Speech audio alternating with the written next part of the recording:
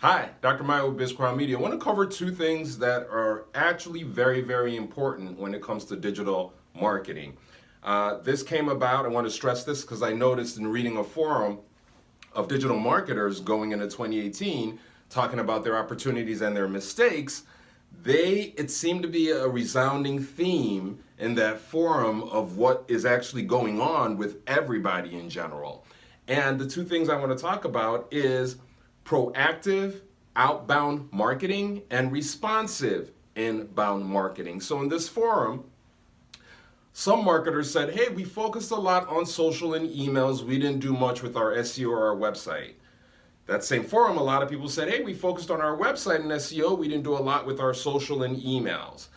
And they seemed not to have effective marketing strategies at the end of the year after looking at it. And what's the cause of that? The cause of that is you need a balance between both. You need outbound marketing and you need inbound marketing. But now to add to that, with the way things are right now, you need proactive outbound marketing and you need responsive inbound marketing. So let's talk about proactive outbound marketing. So yeah, outbound marketing has always existed, right? From telemarketing, calling and stuff. It all has to do with what you're pushing out there as a marketer on behalf of your company.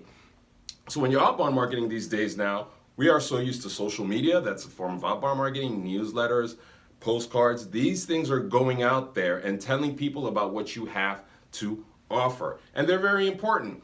Digital marketers, 52% of digital marketers last year said emails were the most effective channel. 49% social media.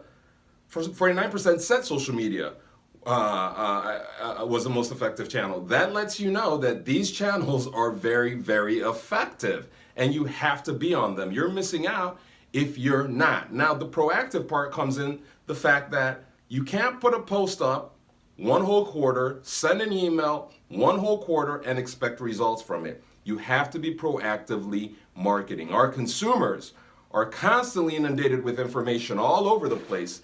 They're always looking on their phones, and that's what we're competing with. You're not just competing with the person in your industry, right? You're competing with your consumer's spouse. You're competing with your consumer's interests in general. So that's why it's very important that you are proactively reaching out to them in different ways. We know as marketers, we need an average of 10 touch points to resonate, to make our message resonate with our consumers. So there's so many things that you could be doing to actually reach them. So being proactive, though, is the fact that you have to be consistent with it, not one-offs.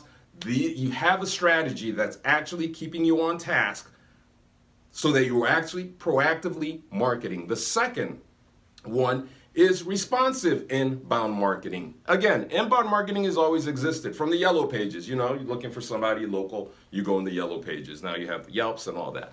That's inbound marketing. Responsive inbound marketing is very important, and that's where you're talking about your website being great. That's where you're talking about your website being optimized. That's where you're talking about SEO, and that's very, very important. Now, looking at inbound and outbound, we know, every marketer or any salesperson definitely knows that an inbound lead is most probably hotter than an outbound lead, correct? Yeah, and it's the same online too.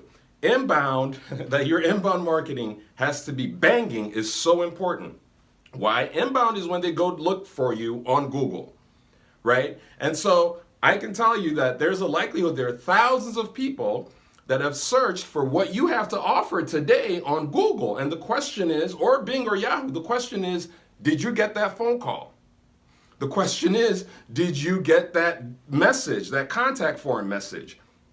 You know, because those that are on the first page, they are getting it.